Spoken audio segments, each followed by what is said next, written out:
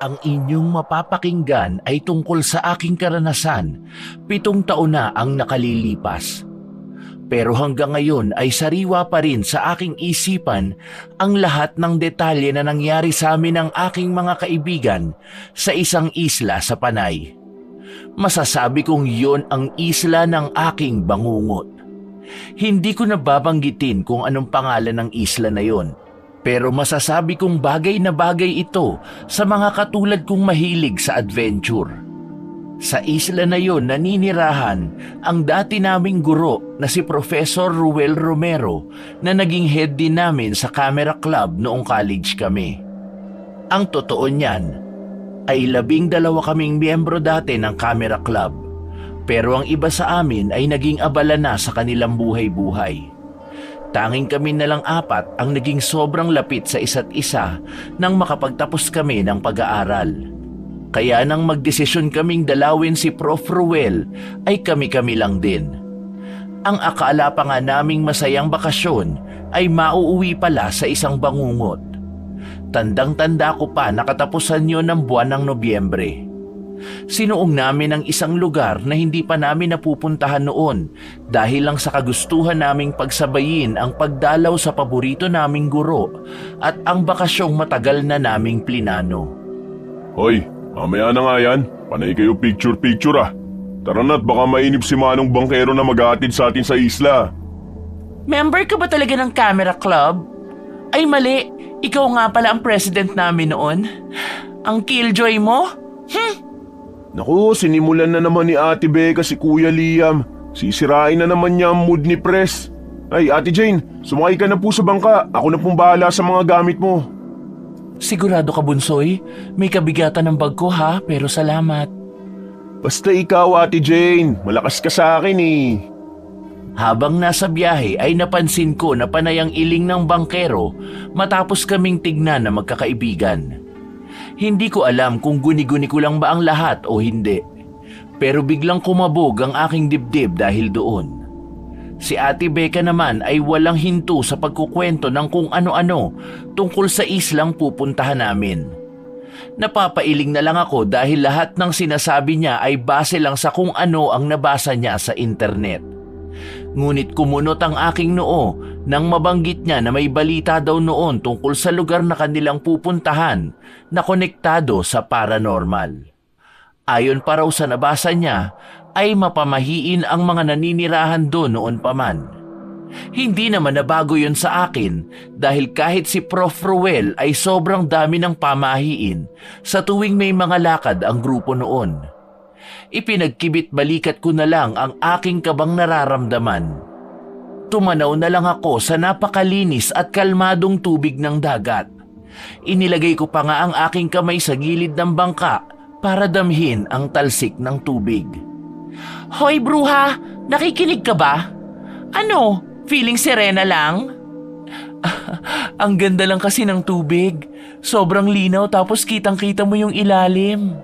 Becca, sigurado ka ba na makikita natin si Prof. Ruel dun sa isla? Ayon sa research ko, maliit lang ang isla. Sa kamalay nyo, kilala pala si Prof doon. Pwede naman tayong magtanong. Hindi naman bawal yon. Alam nyo, i-enjoy nyo na lang ang view. Hindi nyo gayahin si Arthur na kumukuha lang ng litrato. Remembrance lang po, Ate Jane. Ang tagal na rin kasi mula nung huli tayo magkasama-sama eh. Halos 1 oras din ang binyahe namin bago narating ang Pangpang. Tirik na tirik ang araw ng mga sandaling yon. Bago bumaba ay nagbilin si Kuya Liam sa bangkero na balikan kami roon pagkatapos ng 6 na araw sa ganap na 2:00 ng hapon. Tanging pagtangulang naman ang sagot ng bangkero. Bago pa ako makababa ay tumalikod na ang aking mga kaibigan. Mukhang yun din naman ang pagkakataong hinihintay ng bangkero. Nilapitan ako nito at tinulungan akong maibaba ang may kabigatan kong maleta. Nagpasalamat ako kay Manong Bangkero. Ngunit bago pa man ako tumalikod para makasunod sa mga kaibigan ko, ay may sinabi ang bangkero pero mahina lang at halos pabulong. Napahinto ako sa paglalakad at napalingon dito. Nagtatakang tiningnan ko siya. Pero mabilis itong bumalik sa kanyang bangka at hindi na muling nagsalita pa. Binaliwala ko na lang yon dahil hindi ko naman naintindihan ang sinabi niya. Isa pa ay baka guni-guni ko lang yon. Bumalik ang tingin ko sa harap kung nasaan ang aking mga kaibigan. Nang tingnan ko sila ay napansin kong ilang dipa na ang layo nila mula sa akin. Kung kaya lakad takbo akong sumunod sa kanila. Inilagay ko sa aking shoulder bag ang kamerang kanina pa nasa aking leeg. Dala na rin ng pagkangawit kahit pa nga nagmamadali ako. Ayos ka lang, Jane. Bilisan mo. Para kang pagong eh. Oo, nandyan na. Lakad takbo ang ginawa ko para maabutan ko sila. Habang hinihintay nila ako ay sumilong sila sa tabi ng arko kung saan nakalagay ang pangalan ng isla. Napansin ko na may mga nakapilang kalesa doon sa kanilang likuran. Kaya kahit kainitan ng araw ay huminto ako at kinuhang muli ang aking kamera para kuhanan ng mga kaibigan ko na ang background ay ang mga nakapilang kalesa. Natatawa pa ako sapagkat mababaka sa kanila ang pagkainis sa init ng panahon kahit pa nga mahangin. Kuhang-kuha pa sa kamera ang pagtaas ng kilay ni Ate Becca habang nakatingin sa akin. Sinabayan pa nito ng pag-cruise ng kanyang mga braso sa harap ng kanyang dibdib. Kinuhanan ko pa sila ng ilang litrato bago ako naglakad muli palapit sa kanila. Nang makalapit na ako ay nakita ko pa ang pag-irap ni Ate Becca bago kami inaya nitong magtanong-tanong sa mga tao roon. Magkakasama kaming apat na lumapit sa unang kalesa na nasa pila. Si Kuya Liam ang nagtanong sa kutsero kung kilala ba nito si Prof. Ruel. Mabilis namang nakilala ng napagtanungan namin ang retiradong guro. Ayon sa kutsero ay nagturo rin pala ito roon sa mga kabataan pagkatapos magretiro. Wala na raw kasi ang paaralan sa kanilang isla dahil nasira ito ng bagyong Harurot. Inarkila na lang namin ang kutsero at ang kalesa nito na ihatid kami sa bahay ng dating guro. Masayang-masaya naman ito sa narinig sa amin.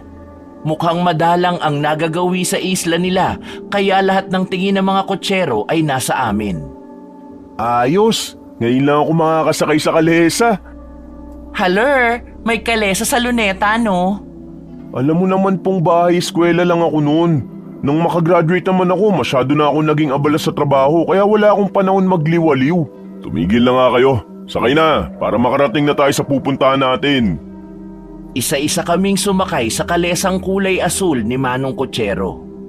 May mga drawing pa roon ng mga isda, shell at kung ano-anong lamang dagat. Habang umaandar ang kalesa ay walang tigil si Arthur kakukuha ng litrato sa kabayo at sa kutsero. Mababakas talaga ang saya at pananabik sa mukha nito na nakikita ko lang sa tuwing may project kami noon. Si Kuya Liam naman ay nakikipagkwentuhan kay Manong Kutsero tungkol sa pamumuhay doon sa isla.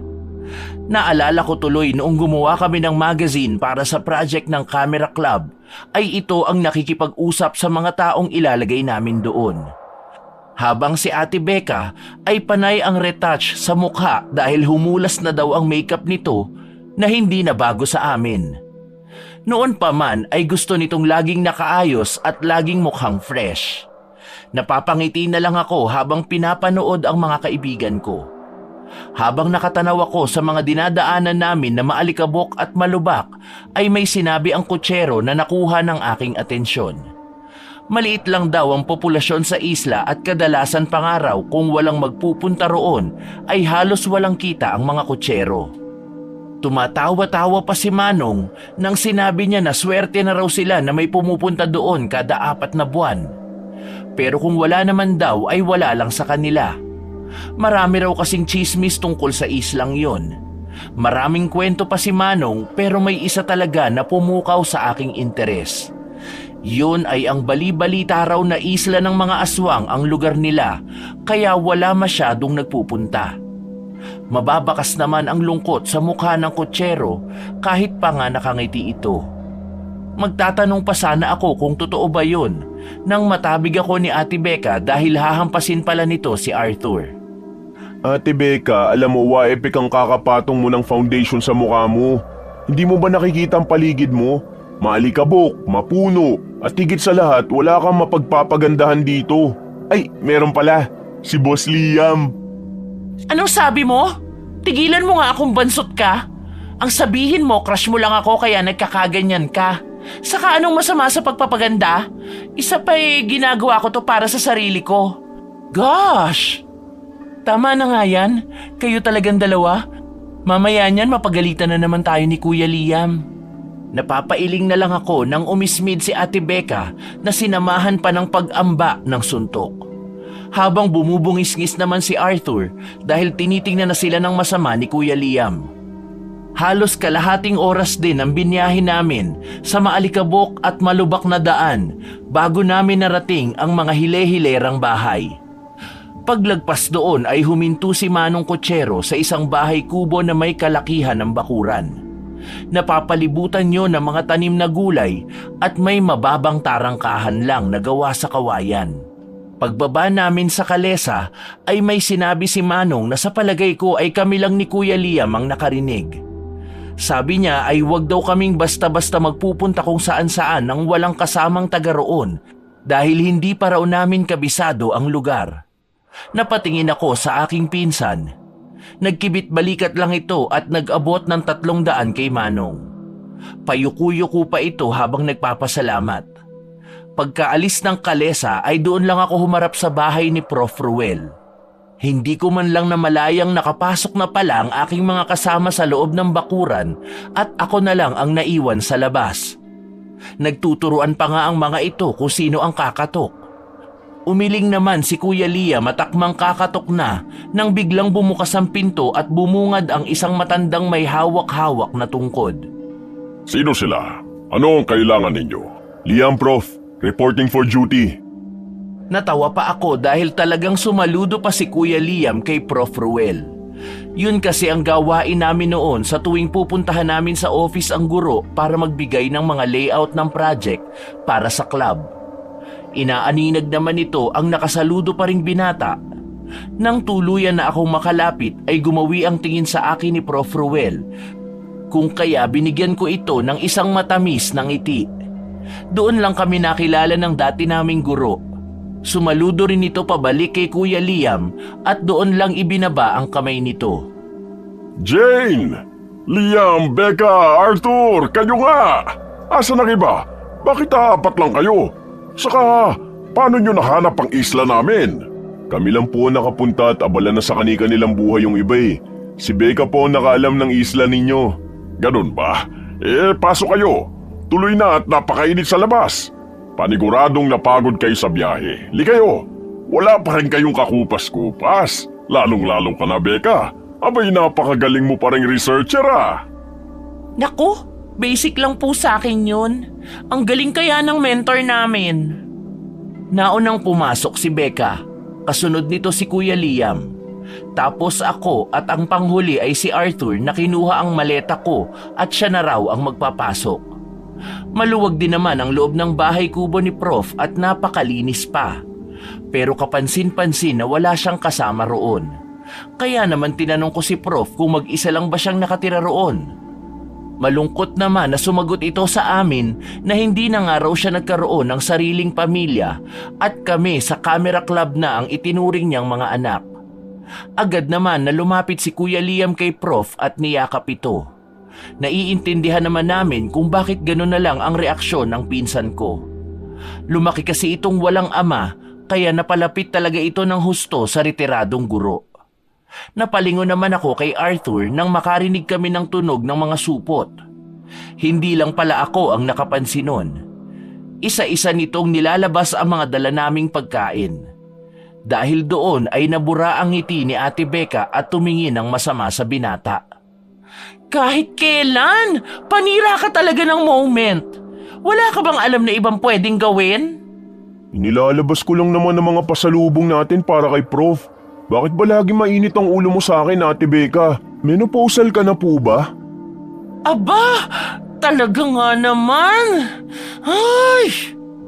Hinubad ni Ate Becca ang suot niyang sandals at ibinato yon sa nakayukong si Arthur na naglalabas pa rin ng mga pagkain. Nang tumama yon sa binata ay hindi ko na napigilan ng tumawa. Lalo na nang iangat nito ang mukha at namilog ang mga matang maluha-luha. Mukhang kahit ito ay hindi makapaniwalang babatuhin siya ni Ate Becca. Akmang ibabato pa ni Ate Becca ang isa sa sandals niya nang tumayo sa gitna nila si Kuya Liam at namewang sa kanila. Mababakas ang pagkadismaya nito sa ginawa ng dalawa. Naririnig ko pang bumubulong-bulong si Ate Becca na pasalamat daw si Kuya Liam dahil gwapo siya bago ito nag-walk out at nagtungo sa kusina.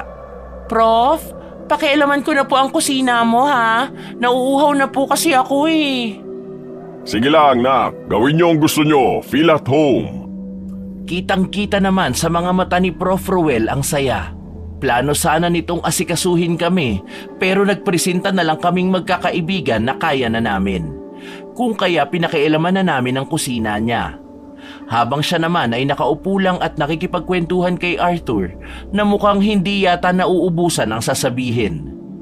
Si Ate Becca naman ay iniayos ang mga dala naming stock ng pagkain pagkatapos nitong uminom ng tubig. Habang ako na ang bahalang magluto ng uulamin namin. Si Kuya Liam ay ginagawa ng tsaa ang matanda habang hinihintay na matapos ako sa piniprito kong meatloaf. Nagsalang na din ako ng kanin. Napansin ko lang na iba ang kulay ng bigas nila. Maitim-itim yun na parang abuhin. Kung hindi ako nagkakamali ay yun ang tinatawag nilang black rice. Nang matapos na ako magluto ay inihain ko na rin yun. Kitang-kita ko pa ang gulat at pagkakunot ng noo ni Ate Becca. Ano yan? Natutong?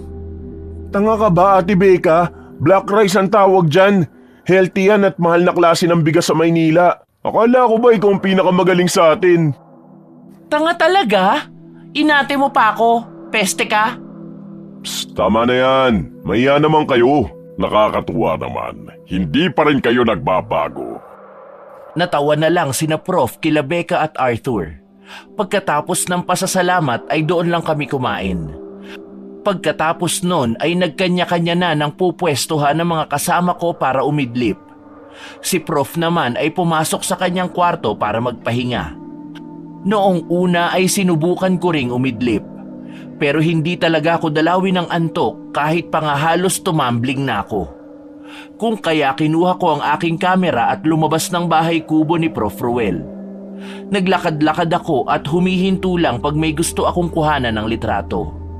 Sa kalalakad ko ay hindi ko napansing nagawin na pala ako sa mapunong lugar. Plano ko na sanang bumalik sa pinanggalingan ko pero may narinig akong lagaslas ng tubig. Sinundan ko ang pinanggagalingan nun at natagpuan ko ang isang talon na may napakalinaw na tubig. Sobrang nakakamangha ang nakikita ng aking mga mata. Kumikislap-kislap pa ang tubig na tinatamaan ng sinag ng araw. Kinuhanan ko yun para maipakita sa aking mga kaibigan. Inilibot ko ang aking paningin sa buong paligid at may isang kumpol ng halamang namumulaklak malapit kung saan bumabagsak ang tubig. Iba't iba ang kulay nun at sa tanang buhay ko ay ngayon lang ako nakakita ng ganong uri ng bulaklak. Lalapit sana ako ng bahagya para mas maganda ang kuha nang may isang matandang babae ang bigla na lang lumitaw sa kung saan at tinawag ako. Nilingon ko ito. Nakasuot siya ng mahabang palda na kulay itim at puting pang itaas. May balabal din itong nakataklob sa kanyang ulo. Babatiin ko sana ito pero naunahan akong magsalita ng matanda. Nagagalit ito sa akin at sinasabing umalis na ako doon kung gusto ko pang mabuhay. Dala na rin ng takot at sindak ay nagmamadali akong bumalik sa bahay kubo ni Prof. Ruel. Palingon-lingon pa ako sa aking likuran habang binabaybay ang daan pabalik. Nakahinga lang ako ng maluwag nang makalabas na ako sa mapunong parte ng lugar na yon. Lakad-takbo na rin ang aking ginawa para makauwi ka agad. Pagdating sa bahay kubo ni Prof. Ruel ay hinihingal pa akong isinara ang pintong aking dinaanan.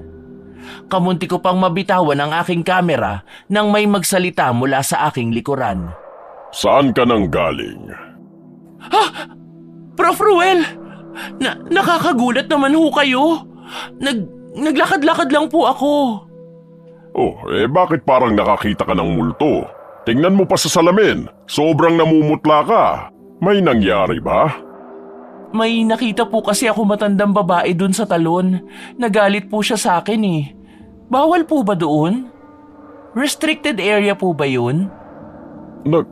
Nagpunta ka ng talon? Makinig ka sa akin, Jane. Hanggat maaari ay huwag ka nang babalik doon. Ipangako mo. Bakit naman po? Ang ganda po sana dun eh. Masarap mag-picnic. Huwag nang maraming tanong. Bawal pumunta sa lugar na yon, lalo na mga babae at bata. Naiintindihan mo ba? Wala na lang akong nagawa kundi ang sumang-ayon. Pero isang plano ang nabuo sa aking isipan. Alam kong pinagbawalan na ako ni Prof. Pero may kakaiba sa lugar na yon na labis na bumihag sa interes ko. Nang sumapit ang hapon ay nag-aya si Arthur na lumabas daw kami para makaikot-ikot. Sasama sana ako sa kanila para muling masilayan ng talon. Ngunit ayaw ko rin namang ang Prof pa ang magluto ng hapunan para sa amin. Kaya ang tatlo na lang ang nakagala. Sigurado ka bang hindi ka sasama sa kanila? Abay, kaya ko namang magluto. Ilang taon ko nang ginagawa yan nung wala pa kayo rito. Prof naman, nandito nga po kami kaya dapat nagpapahinga lang po kayo. Kayang-kaya naman po namin lahat ng gawain dito. Nako, kayo ang bisita kaya dapat ako ang nag-aasikaso sa inyo. Baka mamaya niyan masanay ako. Wala naman pong kaso yun. Pwede naman po kami magpabalik-balik dito para po dalawin kayo. Lalo na at mas stable na po ang mga negosyo namin. Ay nako, mapapagod lang kayo. Masaya na ako kahit minsan nyo lang ako dalawin. Sige na at ako'y kukuha pa ng gulay natin. Habang si Prof ay nangunguha ng gulay na aking iluluto ay isinalang ko na ang kanin. Pagkasalang ko ay kinuha ko ang aking kamera para tingnan ang mga nakuha kong larawan kanina. Maganda ang lahat, pero may isang larawan na pumukaw sa aking atensyon. Yun ang larawan na kuha ko sa may talon. Sinubukan kong i-zoom out yun pero napahinto ako nang makita kong palapit ang dati naming guro. Ibinaba ko na lang sa may lamesa ang kamera at kinuha kay Prof. Ruel ang bitbit nitong mga gulay. Mabilis na nilinisan bago hiniwa-hiwa para mailuto na. Ilang saglit pa ay kumukulo na rin ang sinaing na sinalang ko kanina. Habang abala ako sa pagluluto ay narinig kong may kausap si Prof sa kanyang bakuran. Dahil sa kuryosidad ay sinilip ko yun. Nanlaki ang mga mata ko nang makita ko ang matandang babae kanina sa may talon. Hindi ko man naririnig ang kanilang usapan ay sigurado akong ako ang pinag-uusapan nila. Nakita ko pang nagkakamot ng ulo si Prof. Ruel bago umalis ang matandang babae. Nang mapansin kong pabalik na ito sa loob ng bahay ay patakbo akong bumalik sa kusina para magkunwaring hinahalo ang aking nilulutong ginisang gulay. Pagpasok ng matanda ay kaagad itong lumapit sa akin. Si Aling Tere pala ang nakakita sa'yo kanina. Iwasan mo siya hanggat maaari. Bakit naman po? Mukha nga po siyang masungit, pero parang harmless naman po siya. Basta, tandaan mo na lang ang pinag-aralan nyo noon tungkol sa mga sayings like, curiosity kills the cat. But satisfaction brought it back. Tama po ba ako? Ikaw talaga. Pero mas mabuti na maging maingat, di ba? Noted po, Prof. Magdidilim na rin nang makabalik ang aking mga kaibigan. Pero kapuna-puna ang bag ni Arthur na kanina ay halos walang laman, pero ngayon ay nakaumbok na. Hindi ko na lang masyadong binigyang pansin yun at naghain na ng makakain. Nang matapos ang hapunan ay nagtsalang si Prof at pumasok na sa kwarto niya. Si Ate Becca naman ang nakatokang maghuhugas ng mga plato. Kaya tumambay na lang ako sa harapan habang nagkakape. Nandoon din si Kuya Liam na naninigarilyo. Plano ko palang sabihin sa kanya ang tungkol sa talon nang biglang tumabi sa akin si Arthur. Yakap-yakap pa rin ito ang bag na dala niya kanina. May malaking ngiti ito sa labi na siyang nagbigay sa akin ng pagtataka. Yung totoo, Bunsoy, kanina mo pa hindi binababayan ah. Ano bang meron dyan? Ginto? Hindi ka maniniwala sa nakita namin kanina, Ate Jane.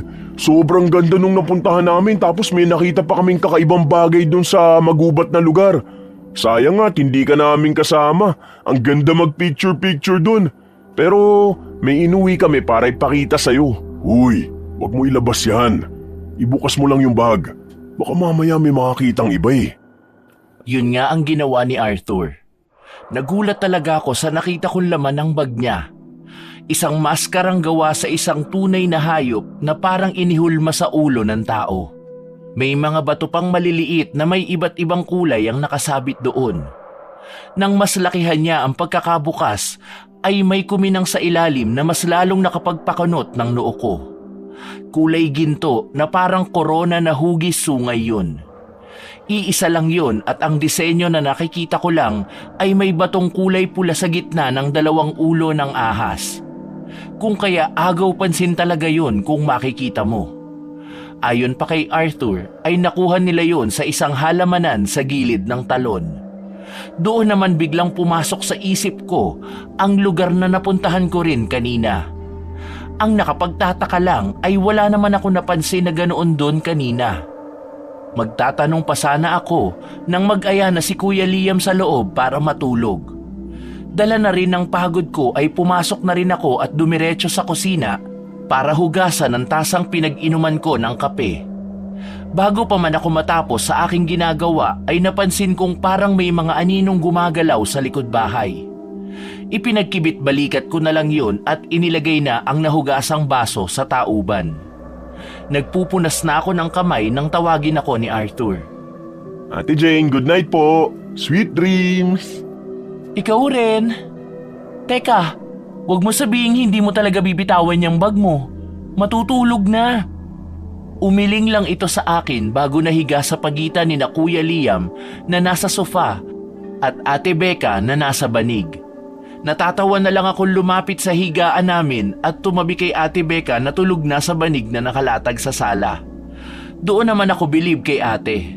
Kahit sobrang arte niya ay pwede mo siyang patulugin kahit saan. Matigas o malambot, basta pwedeng tulugan ay hihiga talaga ito. Pagtabi ko sa kanya ay kaagad din akong nakatulog. Pero sa kalagitnaan ng gabi ay nagising kaming lahat sa isang malakas na sigaw na nanggagaling sa labas. Wala sa loob na napatingin ako sa relong nakalimutan kong hubarin. Nagtaka pa ako nang ang nakalagay doon ay 2:00 ng madaling araw. Napabangon tuloy ako. Ganon din ang mga kasama ko. Sabay-sabay kaming napasilip sa may bintanang ditaas. Yun naman ang inabutan ni Prof. Ruel na pupungas-pungas pang lumabas sa kanyang kwarto. Oh, anong meron? Nagkakagulo po sa labas ang mga tao. Hindi naman po namin maintindihan kung ano nangyayari. Hindi sumagot si Prof. Ruel at dumiretso ito papunta sa labas. Kami namang 4 ay bumalik sa pagkakasilip sa bintana para makiusyoso. Pilit na nag-uusisa sa labas kahit pa nga hindi namin maintindihan ang mga sinasabi nila. Nagbabaka sakaling may masagap kaming chismis. Sabay-sabay kaming bumalik sa pagkakaupo sa sofa nang makita naming pabalik na si Prof. Ruel sa loob. Pero pagpasok nito ay hindi man lang kami tinapunan ng tingin. Dire-diretso lang ito sa kanyang itak na nakasabit malapit sa kusina. Doon na tumayo si Kuya Liam at lumapit ito sa dating guro. Ano pong nangyayari? Kailangan nating magpadugo. Dahil kung hindi ay magpapatuloy ang gulo dito sa amin. Magpadugo? Bakit po? Para saan? Kaugalian yun dito sa amin sa tuwing may nawawala. Magtatanong pa sana kaming magkakaibigan pero mabilis na lumabas ang matanda. Kung kaya nagdesisyon kaming sundan na lang ito. Sumunod kami sa kanya hanggang sa may likuran ng kubo kung saan naroon ang kulungan nito ng mga manok. Basta na lang dumampot si Prof. Ruel ng isa sa mga yun. Binitbit niya yon hanggang sa may tarangkahan at doon ginilitan ang manok. Pagkatapos nun ay may isang matandang babae na tumatakbo habang umiiyak ang napadaan. Sumisigaw ito at parang may hinahanap.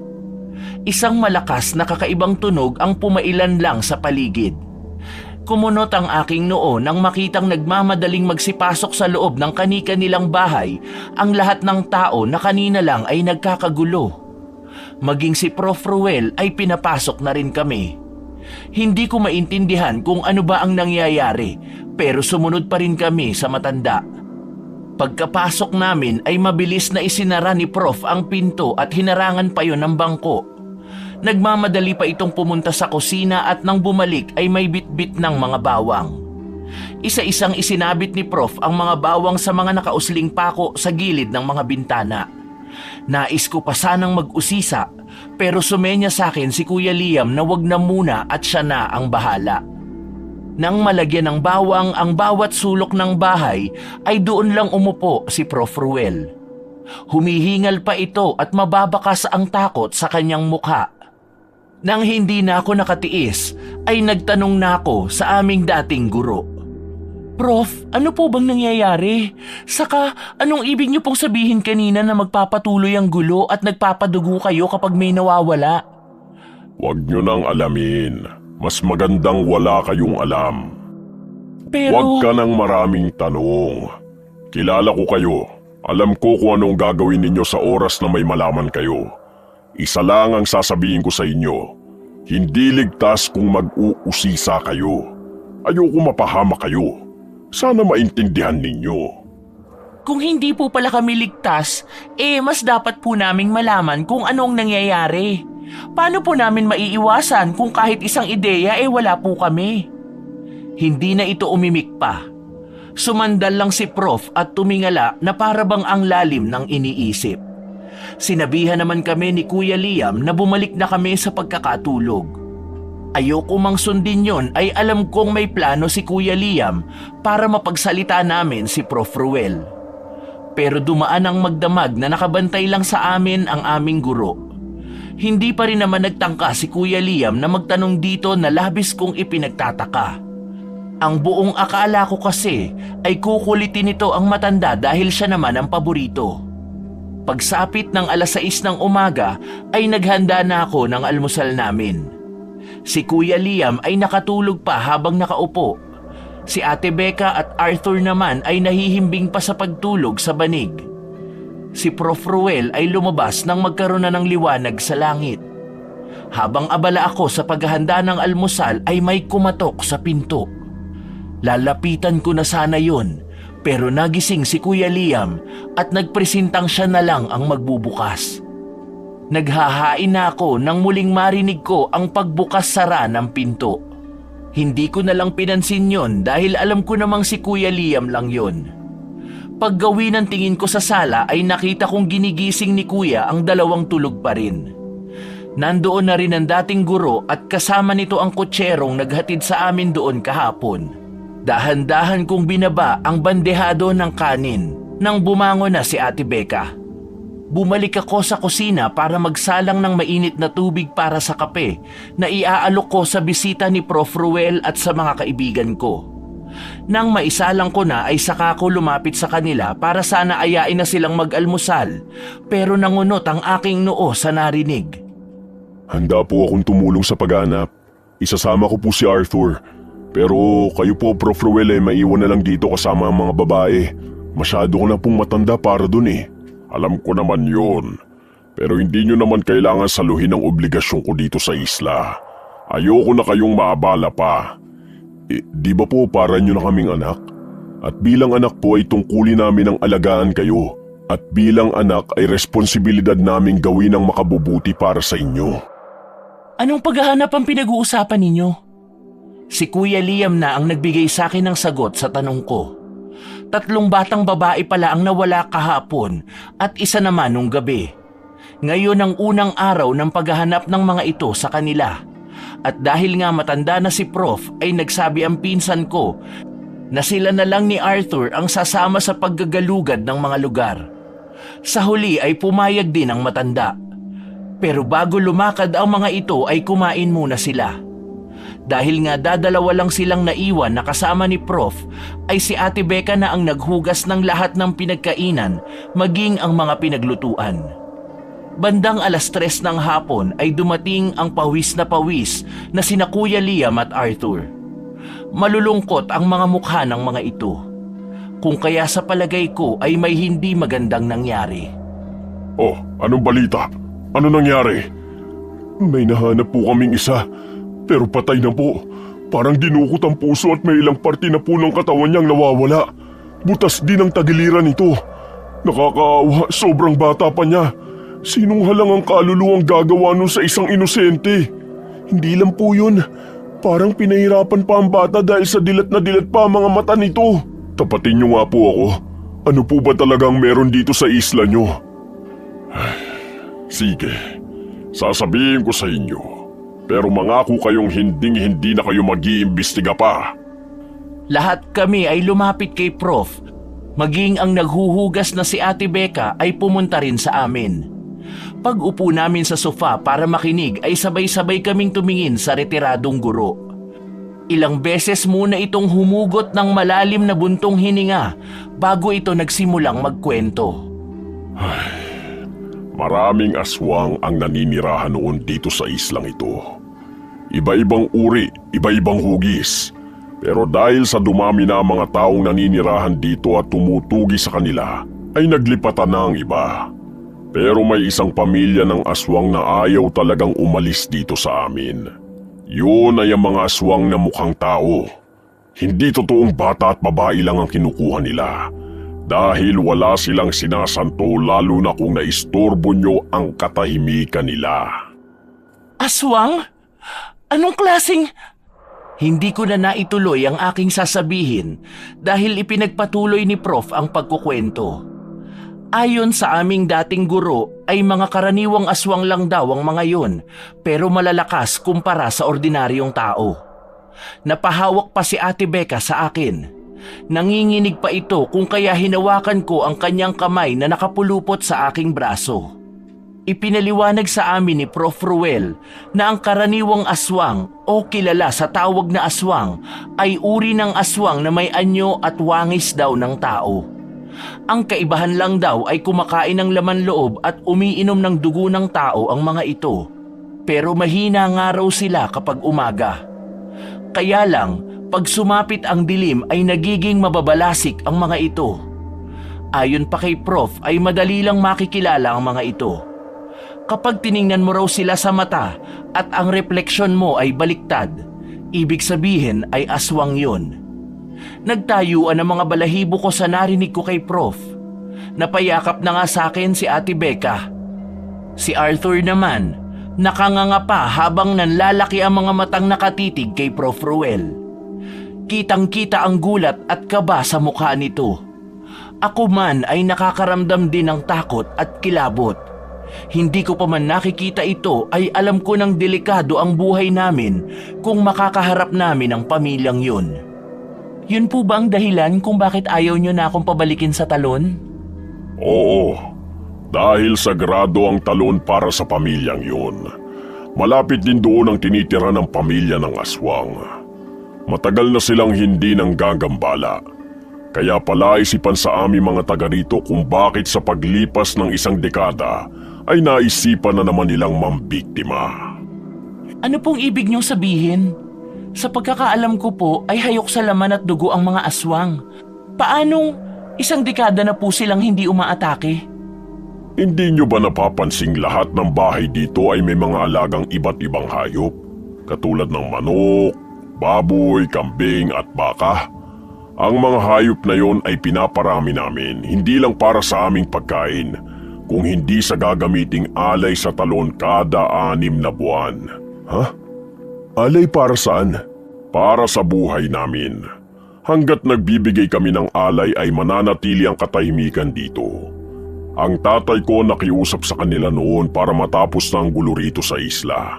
At kahit noong namatay si ama, ay tumupad sila sa pangakong hindi na manggugulo basta tuloy-tuloy ang pag-aalay. Kaya lahat kami ay nagtataka sapagkat hindi naman kami pumalya sa pag-aalay. Nahinto lang sa pagkukwento si Prof. Ruel nang makarinig kami ng malakas na kaluskos sa likurang bahagi ng kubo. Bitbit ang itak at mga sibat na dala nila Kuya Liam na galing sa kotsero noong naglibot sila ay magkakasama naming tinungo ang likod bahay. Nagulantang kaming lahat nang makitang sira na ang bakod at may ilang mga manok doon ang patay na sa gitna ng kulungan ng mga ito. Ngunit imbis na lapitan yun, ay halos pagtulakan kami ni Prof. Ruel pabalik sa loob ng bahay.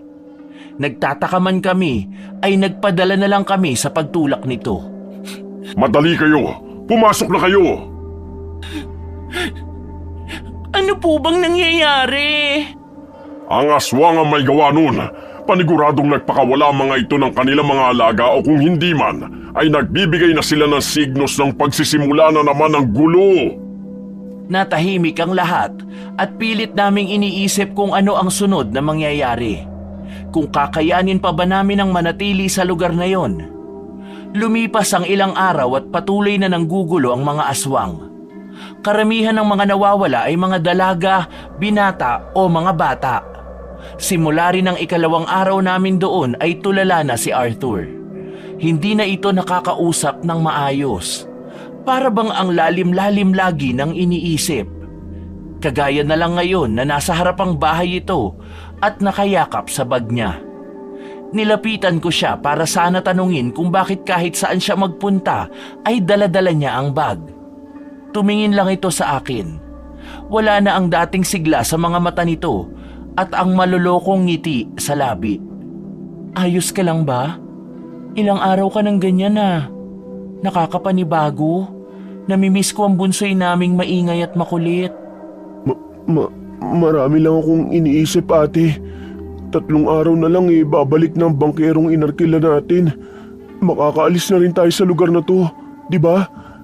Hindi naman tayo dito mamamatay, di ba? Yung totoo, nakakahalata na ako sa'yo ha.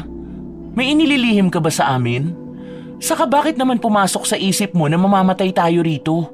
Hindi nila tayo magagalaw. Magtiwala ka lang sa Diyos. Hindi kaya ako ang dahilan ng pagsugod nila? Bakit pakiramdam ko may nagawa akong mali? Ate Jane, hindi na ako makapag-isip ng diretsyo. Gulong-gulo na ang utak ko eh. Ano bang sinasabi mo? Ano naman ang kinalaman mo sa pag-atake nila, Aber? Aswang sila, Arthur. At ang mga aswang ay walang pinipili. Basta aatake na lang kahit walang dahilan. Huwag mong sisihin ang sarili mo. Poprotektahan natin ang isa't isa. Pagkasabi ko noon ay biglang humagulgol si Arthur. Niyakap ko ito para kahit papano ay mabawasan ang takot nito. Takot din naman ako. Hindi pa ako handang mamatay. Pero sa sitwasyon namin ngayon ay hindi ako pwedeng panghinaan ng loob. Hinahagod ko pa ang likuran ni Bunsoy sa pag-asang gagaan ang pakiramdam nito kahit kaunti. Yun naman ang dinatnan ni Kuya Liam. Pinapapasok na kami nito dahil nag-aagaw na ang liwanag at dilim. Tatayo na sana kami nang bigla na lang akong may makitang asong malaki na nakatitig sa amin mula sa labas ng tarangkahan ng bahay kubo ni Prof. Kulay itim yun at mabalahibo. Matatalim ang tingin nito sa amin. Nagbigay sa akin ng kakaibang kilabot ang tinging ipinupukol nito. Bubugawin na sana yun ni Kuya Liam nang biglang lumitaw si Prof. Ruel at pinagmamadali kaming papasukin sa loob ng bahay. Nakita ko pang nag-sign of the cross ito bago sumunod sa aming tatlo. Pagkapasok namin ay tarantang isinara ng retiradong guro ang mga bintana. Hindi na lang ako umimik dahil sa aking napagtanto na baka aswang o alaga ng aswang ang asong nasa labas kanina. Anong nangyari? Makinig kayo mabuti. Wala nang lalabas sa inyo kahit ano ang mangyari. Paano po kung naiihina ako? Nasa labas pa naman ang banyo. Hindi sumagot si Prof. Ruel sa tanong na yon ni Ate Becca. Nagtungo lang ito sa isang cabinet na nasa pagitan ng sala at kusina. Pinanood lang namin ang matanda na naghahalongkat doon. Ilang saglit pa ay nakita kong may inilabas na isang arinola doon si Prof. Wala sa loob na napalingon ako kay Ate Becca sapagkat alam kong hindi pa ito nakakagamit ng ganon. At mukhang tama nga ako dahil tinanong nito si Prof kung ano ang lalagyan na hawak nito. Gusto kong humagalpak ng tawa sa reaksyon ni Ate Becca nang sabihin ng dati naming guro na doon ito iihi. Kung wala siguro kami sa ganitong lugar ay baka nabuli na naman ito ni Arthur. Para mapigilan ang gustong kumuwalang tawa ay nilingon ko ang sofa kung saan umupo kanina si Arthur. Pero nawala ang papalabas na tawa ko nang makita kong wala doon ang binata. Tanging ang baglang nito na lagi niyang yakap ang nasa sofa. Kaagad kong inilibot ang aking mga mata. pero kahit anino niya ay hindi ko makita. Kuya Liam, nakita mo po ba si Arthur? Pinaupo ko sa... Si Arthur! Arthur! Prof. Ruel, nawawala si Arthur! Hanapin po natin siya! Sino ang nagbukas ng bintana? Anak ng tipaklo, mukhang nadali tayo! Lalabas ako tingin ng tulong kina Kapitan. Magpirmi kayo dito at ako nang bahala. Pakiusap, huwag na kayong umalma. Pero... Walang pero-pero. Hindi ninyo kilala ang kalaban ninyo. Bigla na lang nag-iiyak si Ate Becca. Maging ako ay nagulat sa naging reaksyon niya. Nilapitan nito ni Kuya Liam at niyakap, habang si Prof naman ay tinapunan lang kami ng tingin bago nagmamadaling lumabas. Napalapit ako sa pintong nakabukas at tinanaw ang retiradong guro na halos liparin na ang daan papunta sa bahay ng kapitan sa isla. Nasa pinakadulo pa kasi yun. Nang medyo malayo na si Prof at isasara ko na sana ang pinto nang makarinig ako ng nakapanghihilakbot na alulong ng mga aso. Nanlaki ang mga mata kong muling tumingin sa labas para tingnan si Prof Ruel. Maging ito ay nakahinto rin sa kalagitnaan ng maalikabok na daan. Kitang-kita ko pa kung paano nagpalinga-linga si Prof na para bang may hinahanap. Ilang minuto ring nakatayo lang ang retiradong guro bago ito muling nagpatuloy. Doon lang ako nakahinga ng maluwag. Pero kapuna-punang hindi na tumatakbo si Prof. Mabagal na lang itong naglalakad habang iwinawasiwas ang hawak nitong itak na nadala pala niya. Nag-aalala man ay mas pinili ko na lang isarado ang pinto bago bumalik sa sala kung nasaan sila Kuya Liam. Nakaupo na ang mga ito sa sofa habang patuloy pa rin sa pag-iyak si Ate Becca. Kuya Liam, ano nang gagawin natin?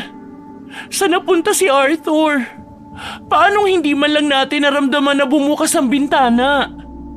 Ang alam ko ay si Arthur mismo nagbukas ng bintana dahil siguro naiinitan. Pero kung may kumuha man sa kanya nang buksan niya yun. Oh my gosh! Paano kung mga aswang ang kumuha sa kanya? Baka gawin siyang pagkain ng mga yun. Mamamatay na tayong lahat dito.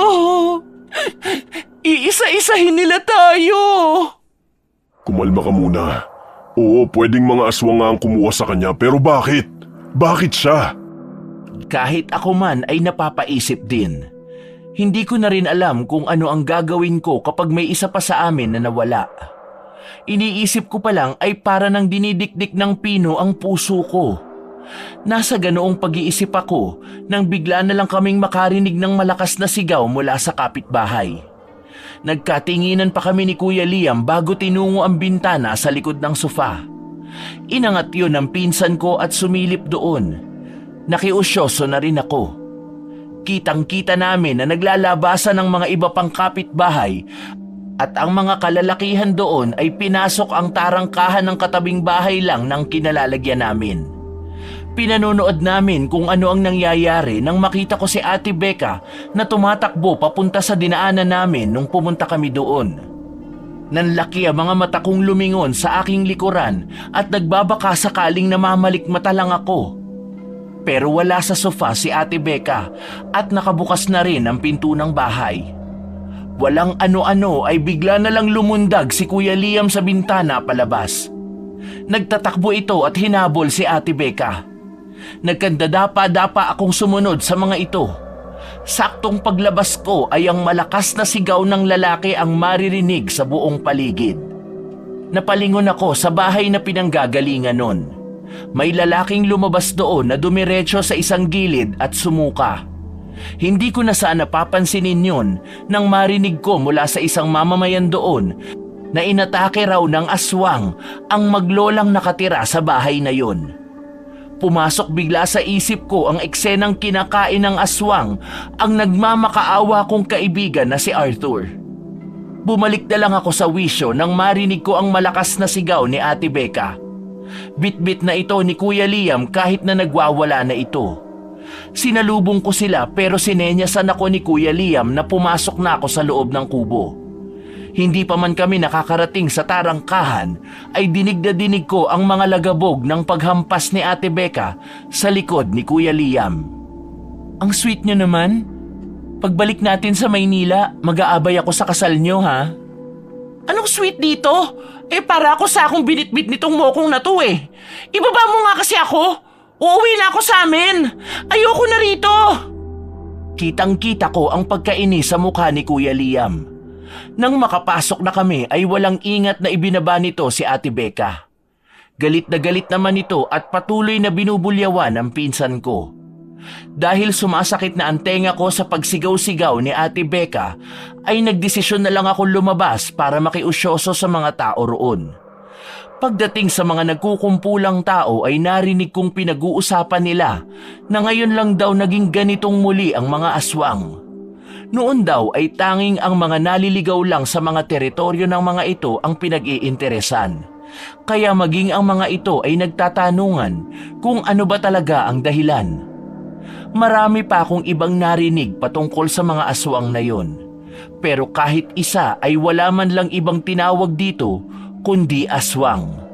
Kaya wala kaming ideya kung anong uri ba ng aswang ang naninirahan sa islang yun.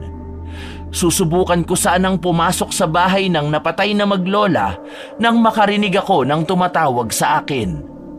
May galit sa boses nito. Nang lingunin ko ay nakita ko si Prof. Ruel na may kasamang may edad na lalaki na siguro ay halos nasa 60 na. Jane Shane Casio! Yari, nahuli ako. Malaki ang ginawa kong mga hakbang palapit sa dalawang matandang lalaki. Iniyuko ko rin ang aking ulo dahil paniguradong galit sa akin si Prof. Sa tanang buhay ko ay ngayon lang ako tinawag nito sa buong pangalan. Tanging sina Arthur at Ate Becca lang ang madalas na ganunin nito. Pero kahit nakayuko ay nakita kong nilapitan ng isang babae ang kasama ni Prof at nagmamadali rin itong lumayo sa dalawa.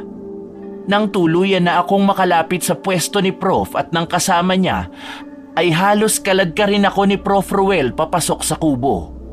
Doon ay inabutan naming nagtatalo pa rin si Ate Becca at Kuya Liam. Pinag-aagawan ng dalawa ang bag ni Arthur na naiwan nito. Hindi pa nga nila kami napansin dahil masyado silang nakafocus sa pag-aaway. Isang mahinang ubo naman ang narinig kong pinakawalan ni Prof. Ruel na hanggang ngayon ay nakahawak pa rin sa aking pulsuhan. Sabay na napatingin ang dalawa.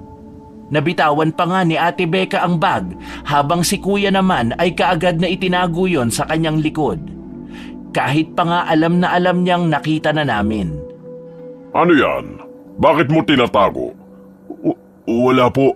Mga gamit lang po ni Arthur to. Bueno, sinamahan na ako ni Kapitan dito para sana makausap kayo. Sa ngayon abala pa siya sa gulong nangyayari sa labas. Ano nga pala nangyari nung wala ako? May nangyari bang masama sa maglola? Inatake sila ng aswang. Narinig ko po sa isa sa kapitbahay nyo na isang magaling na antingero ang lolo nyo noon at isa namang manunugis ng aswang ang tatay nyo. Baka po may alam kayong paraan kung paano namin mababawi si Arthur kung mga aswang nga po ang kumuha sa kanya. Kwento na lang yun at isa pa ay matagal na silang wala. Kaya ang tanging magagawa na lang natin ay manalangin na buhay pa ang kaibigan nyo. Gusto kong magtampo kay Prof ng mga oras na yon. Alam kong may alam siya pero hindi niya sinasabi sa amin. Kitang-kita ko ang pag-aalangan sa kanyang mga mata ng mga sandaling yun. Kaya naman tumingin ako kay Kuya Liam. Hinihiling ko na mapansin din niya ang napansin ko. Pero mukhang wala kay Prof ang atensyon niya. Didiretsuhin ko na sana si Prof nang biglang lumitaw sa may pinto ang kapitan ng isla. Kaagad yung nilapitan ni Prof kung kaya lumapit ako kay Kuya Liam at sinabihan siyang kailangan naming mabawi si Arthur. Binigyan lang ako nito ng isang nangungusap na tingin. Pero hindi maintindihan ang ibig niyang iparating. Tatanungin ko pa lang siya nang biglang lumapit sa amin ang kanina pang naghi-hysterical na si Ate Becca. Sa palagay ko, may kinalaman ang mga nakuha namin nun sa gubat. Manahimik ka. Hindi pa nga tayo sigurado sa inala mo eh.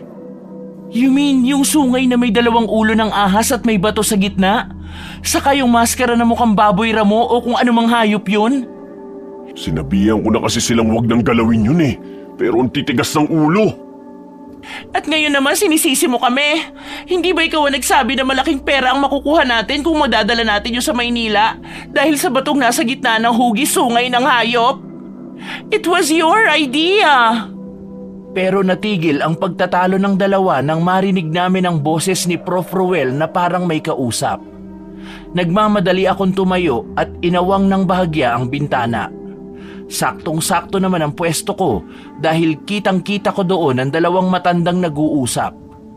Nung una ay wala akong ibang naririnig kundi ang pag-uusap nila tungkol sa paghahanap kay Arthur. Pero bigla na lang sinabi ng kausap ni Prof na bakit hindi raw naming subukan tingnan sa hawla ng mga bihag. Nalilito naman ako dahil hindi ko mawari kung ano ba ang tinutukoy nitong hawla. Kung nagulat ako sa sinabi ni Kapitan, ay mas nabigla ako sa sagot ni Prof. Kapitan, ilang taon nang hindi ginagamit ng mga aswang ang mga yun. Isa pa ay mukhang wala akong kakayahang makipag-usap sa kanila. Hindi ako sitay. Magkaiba kami. Kung sakali mang doon nga nila dinalang isa sa bisita ko, iisa lang ang ibig sabihin nun. May balak na silang magpalit ng namumuno sa kabilugan ng buwan at tayong mga taga rito ay magiging mga dagana naman nila. Kung ako ay nagulat, ang kausap naman ni Prof ay natahimik at napayuko. Nakitang bumubuka-buka pa ang bibig ng kausap nito pero hindi ko na narinig ang iba pa nitong sinasabi. Babalik na sana ako kila Kuya Liam nang makita kong tumalikod na si Prof kay Kapitan at inaya itong pumasok. Pero napabalik ako nang biglang sumigaw si Kapitan at sinabihang duwag si Prof. Kung totoo raw na mahalaga kaming mga bisita niya, ay hindi nito hahayaang maging bahagi kami ng ritual sa pagsasali ng pamumuno. Halos pigil ang hiningang hinihintay ko ang mga isasagot ni Prof. Muli ay nakita kong hinarap ni Prof ang Kapitan at saka ito sinabihan na kahit lumaban pa kami ay kulang ang lakas ng mga taga roon para labanan ang mga umaagaw sa posisyon ng namumuno sa mga ito. Ngayon ko lang nalaman na marami pa palang alam ang matanda tungkol sa kalabang ayaw nitong labanan. Bigla akong nawala ng gana sa pakikinig sa mga ito. Para sa akin ay sapat na ang mga narinig ko para bumuo kami ng sarili naming plano upang mailigtas si Arthur. Isinara ko na ang pagkakaawang ng bintana. Umatras ako para lang malamang nasa likuran ko pala ang pinsan ko. Kuya Liam! Kung ayaw niyang sabihin sa atin kung saan natin makikita si Arthur, pues ako maghahanap kahit galugarin ko pa ang buong gubat. At paano, Aber? Ano naman ang magagawa natin kung wala man lang tayong idea kung saan magsisimula? Sige nga, sabihin mo sa akin, paanong possible yung gusto mo? May plano ako. Hindi na naituloy ni Kuya Liam ang kanyang sasabihin nang biglang bumukas ang pinto at iniluwanon sina Prof at Kapitan. Nakikita ko ang lungkot sa mukha ng may edad na kapitan. Tumayo ako at sinalubong sila para alukin ng kape ang kasama ni Prof pero tumanggi lang ito. Sinabi lang nito sa amin na nagkausap na sila ni Prof at bukas na bukas, pagsikat ng araw ay sasamahan kami nitong hanapin ang nawawalang si Arthur. Nagpasalamat ako sa kapitan at sumulyap ng palihim sa retiradong guro. Walang emosyon itong ipinapakita. Pagkatapos kong alukin namang maupo ang kapitan ay muling tumanggi ito at nagpaalam na. Habang si Prof naman ay bigla na lang nag-walk out. Medyo hindi ko nagustuhan ng ipinakitang ugali ng matanda. Dahil nakaramdam ako ng hiya ay ako na lang ang naghatid ng may edad na kapitan. Pagbalik ko sa sala ay nakahiga na sa sofa si Kuya Liam habang nakatakip sa mga mata ang mga braso nito. Nanghihinayang ako dahil gusto ko pa sana siyang tanungin tungkol sa naudlot niyang sasabihin. Si Ate Becca naman ay nakaupo na sa banig at nakatulala pa rin. Nilapitan ko ito para kausapin. Ate Becca, masama pa rin ba ang loob mo kay Kuya Liam? Hindi naman. Pasensya na kayo kanina kung nag-hysterical ako ha. Nag-alala din naman ako kay Arthur pero natakot ako para sa buhay ko. Hindi pa ako pwedeng mamatay. Walang mamamatay ate. Lalaban tayo. Marami pa tayong gagawing bakasyon ng magkakasama. Niyakap ako ni Ate Becca at saka kami sabay na humiga sa banig. Ilang araw pa ang lumipas pero hanggang ngayon ay hindi pa rin nila nahahanap si Arthur. Nauubusan na kami ng pag-asa ng mga oras na yan. Pero isang pangahas na plano ang naisip na gawin ni Kuya Liam. Hindi ko man gusto ang paraang naiisip nito ay sumang-ayon na rin ako. Hapon na yon ang huling araw namin sa isla. Naisipan ni Kuya Liam na halongkatin namin ang mga gamit sa kabinet na nasa sala sa pag-asang may makukuha kami doon na maaaring magamit sa gagawin namin. Inaya ng pinsan ko si Prof na kausapin sina Kapitan para sa huling araw ng paghahanap kay Arthur bukas. Naiwan naman kami ni Ate Becca. Ako ang magkakalkal sa kabinet habang si Ate Becca naman ang magiging watcher ko kung pabalik na ba sila Prof. Hindi na kasi namin matagalan ang kaduwagan nila. Marami na kasi ang nawala pero wala pa ring kilos na ginagawa ang mga taga roon para matigil ang mga nangyayari. Kaya kung sila uupo lang, pues kami ay hindi. Habang iniisa-isa kong kinakalkal ang laman ng kabinet ay may nakita akong isang tela roon. Inangat ko yun at napansin kong may kabigatan kahit pa nga kakapiranggot lang ang nakabalumbon na telang yun. Tinanggal ko ang pagkakabalumbon nun at doon ko nakita ang isang bilog na metal na mukhang palawit sa kwintas. Ang tali nito ay parang gawa sa tinirintas na hibla ng kahoy. Ano to? Pendant? Ang weird! Dalian mo na dyan! Natatanong ko na sina Prof! Dali! Eto na nga, binabalik ko lang yung nilabas ko. Patapos na to. Pagkasara ko ay narinig ko na ang boses ni Prof. Taranta akong tumayo at ibinulsa sa aking shorts ang nakuha kong palawit. Eksakto namang pumasok sina Kuya Liam. Namumula sa galit si Prof at hindi ko maintindihan kung ano ba ang pinagtatalunan ng dalawa. Nabubuwang ka na! Sa oras na dumating na ang bangkero ay ipapahatid ko na kayo sa ayaw at sa gusto nyo. At yun ang desisyon ko. Hindi nyo po ako pwedeng pigilan. Buhay ko to kaya gagawin ko ang lahat ng gusto ko. At ito po ang tandaan nyo. Hindi po ako aalis dito nang hindi kasama si Arthur. Kahit kalad-karin nyo pa ako papunta sa bangka. Yan ang gusto mo? Sige, pababayaan kitang humukay ng sarili mong libingan. Pumunta ka ron sa lungga ng mga aswang at hanapin mo ang mga hawla para mas mapadali ang paghahanap mo kay kamatayan. Pagkasabi noon ni Prof. Ruel ay dire-diretso na itong naglakad papunta na naman sa silid nito. Sa tuwing may iniiwasan itong usapin ay lagi na lang ganon ang ginagawa sa amin ni Prof. Mas lalo tuloy ako nawawala ng amor sa kanya. Napapailing na lang ako kaya ibinaling ko na lang ang aking atensyon kay Kuya Liam. Tinanong ko ito kung ano ba ang nangyari. Hindi ito sumagot. Bagkus ay sumenyas ito sa amin na sundan siya. Yun naman ang ginawa namin ni Ate Becca. Pagdating sa labas ay kaagad nitong sinabi na bukas ay uuwi na kami ni Ate Becca. Napasimangot ako dahil nakuha ko kung ano ang ibig niyang sabihin. Hindi ako aalis ng isla nang hindi ka kasama. Uuwi rin ako. Kailangan ko lang hanapin si Arthur bago ako bumalik ng Maynila. What? Pinapauwi mo kami at magpapaiwan ka? Nababaliw ka na nga talaga. By the way, ano nga pala yung nakita mo sa loob ng cabinet, Jane? Naging signal naman yon para ilabas ko ang bilog na palawit sa aking bulsa. Iniabot ko yon kay Ate Becca. Sabi nito ay parang anting-anting daw yon o pangontra sa kung ano. Kinuha yon ni Kuya Liam sa kamay ni Ate Becca at ibinulsa yon. Sinabi nito sa amin ang plano nito. Pagsapit daw ng gabi ay lalakad kami para hanapin ang hawla na pinag-uusapan nila Kapitan at Prof. Wala man kaming kasiguraduhan ay buo naman ang loob namin sa aming gagawin.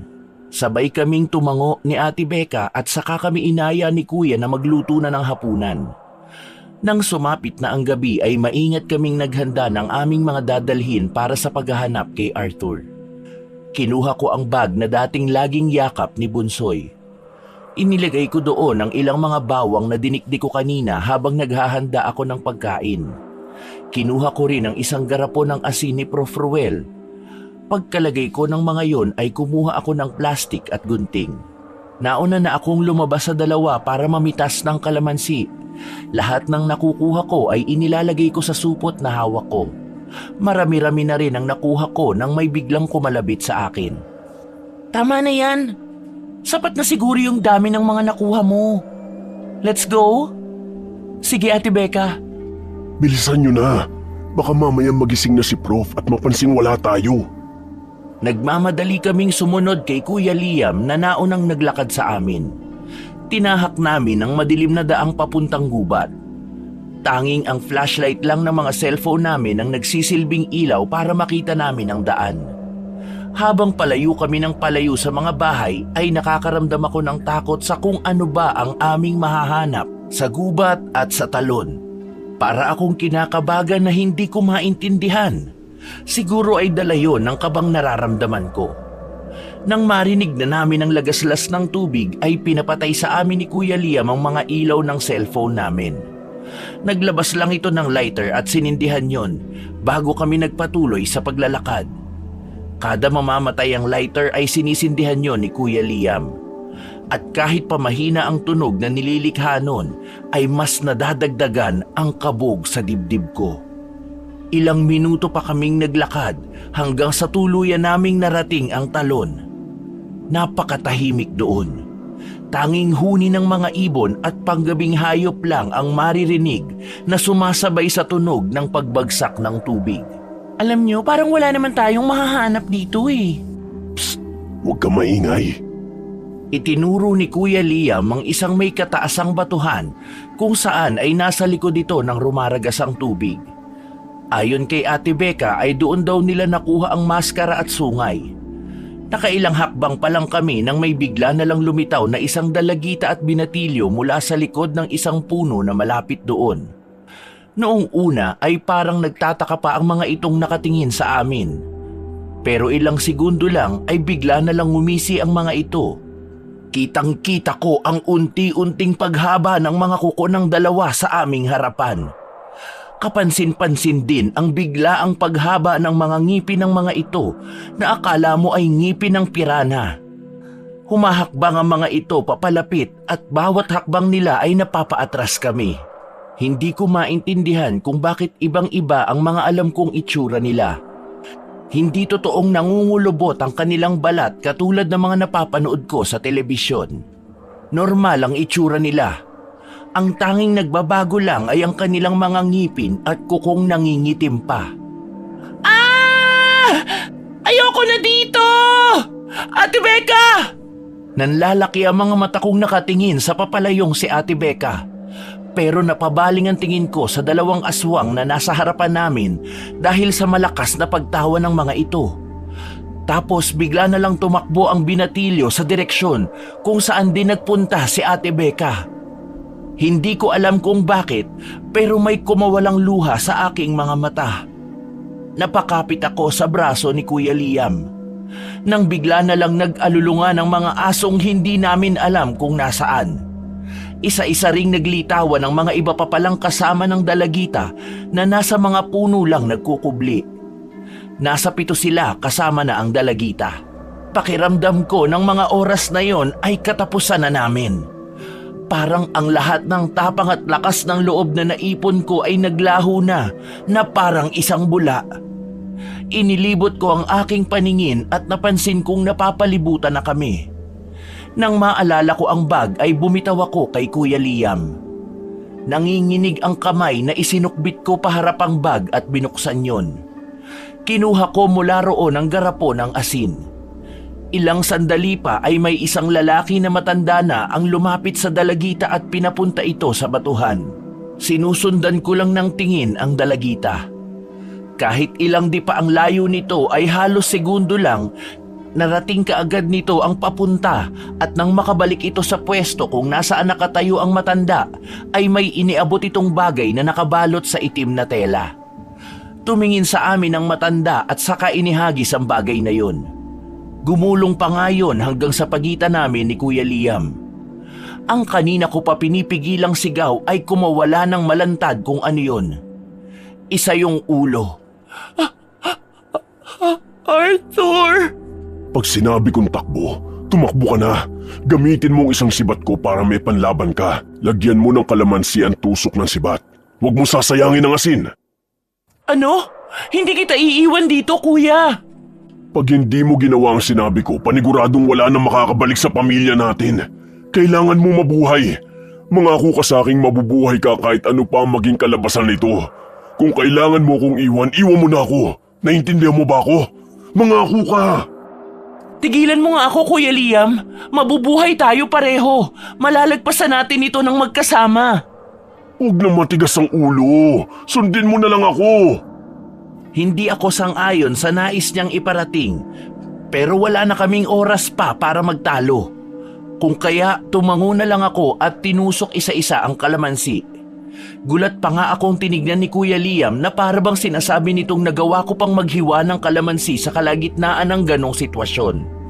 Pero dahil wala naman akong oras gawin yon kanina ay ngayon ko lang nagawa. Lahat ng katas na nakukuha ko ay inilalagay ko sa lalagyan ng bawang. Naririnig ko ang malalakas na angilan sa aming paligid pero wala akong pakialam.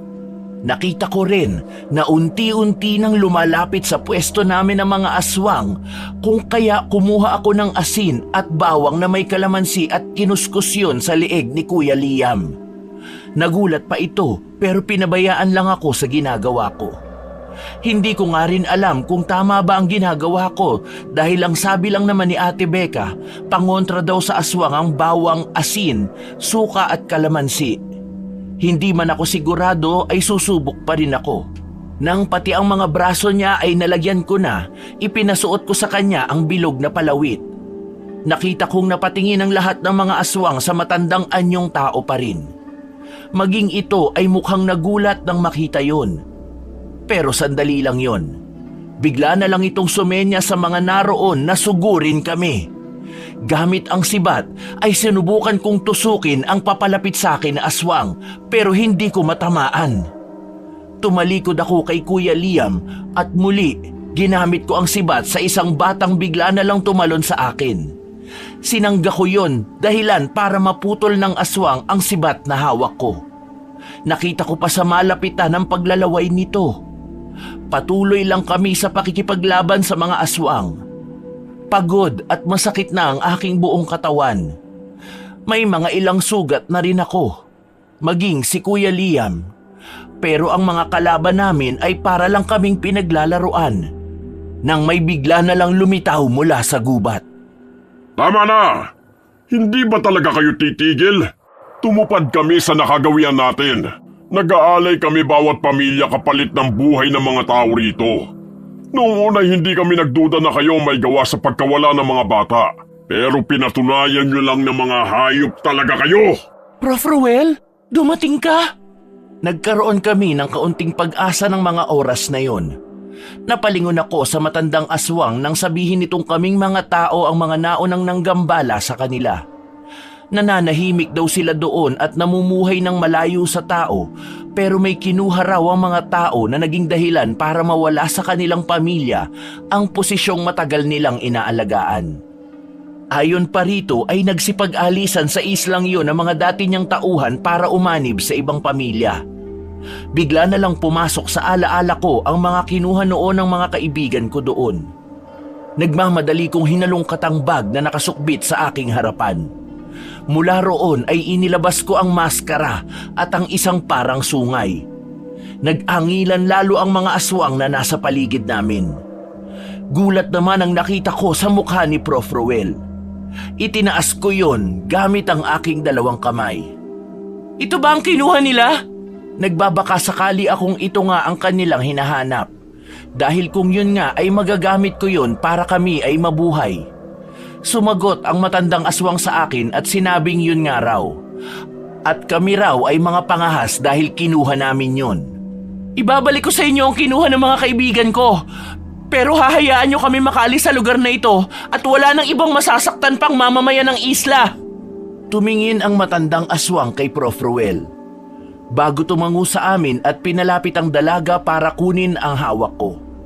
May pag-aalinlangan man ay iniabot ko yun. Nakita kong lumuhod pa ang dalagita sa harap ng matandang aswang nang makalapit ito. Lumingon muli ang aswang kay Prof. Ruel at tumango. Hinipa nito ang mukhang sungay na may bato at naglikha yon ng may katinisang tunog. Pagkatapos nun ay tinalikuran na kami ng mga aswang. Kasabay nun ay ang biglang panghihina ng mga tuhod ko. Hindi ako makapaniwalang nakausap ko ang mga aswang at hindi kami pinatay ng mga ito. Hindi lang ako sigurado kay Ate Becca. Unti-unti na ring lumalabo ang aking paningin hanggang sa bigla na lang akong bumagsak. Madilim man ang aking paningin ay narinig ko pang sumigaw si Kuya Liam bago ko naramdaman na para akong lumutang sa ere at doon ako tuluyang nawala ng malay. Jane! Jane, gising na! Aalis na tayo! Nang idilat ko ang aking mga mata ay wala akong ibang nakikita kundi ang liwanag. Pero sigurado akong si Ate Becca ang narinig kong gumising sa akin. Nang mapagtanto ko yun ay bigla akong napabangon. Ate Becca? Napahawak akong bigla sa aking ulo dahil parang umikot ang aking paningin. Dahan-dahan lang kasi. Ate! Ate, buhay ka!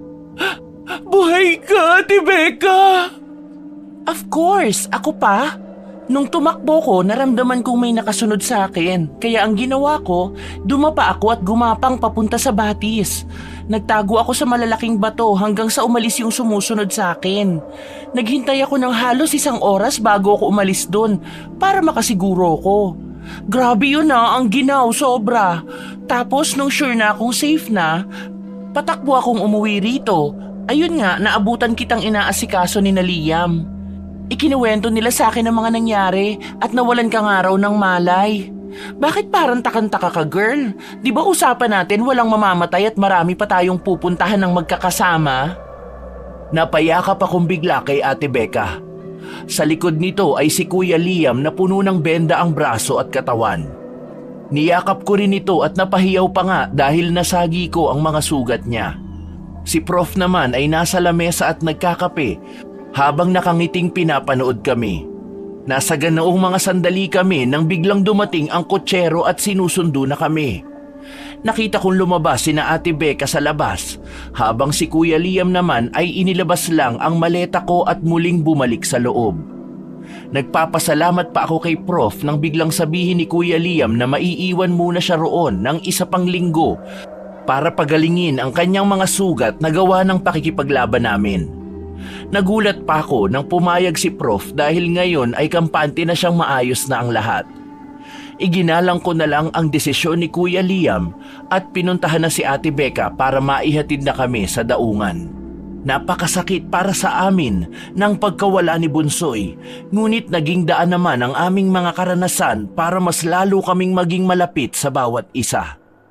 Naging madalas na rin ang komunikasyon namin sa aming dating guro at kapag may pagkakataon ay dinadalaw namin siya doon sa isla. Sa isla na tinawag naming 3 na Isla ng Bangungot.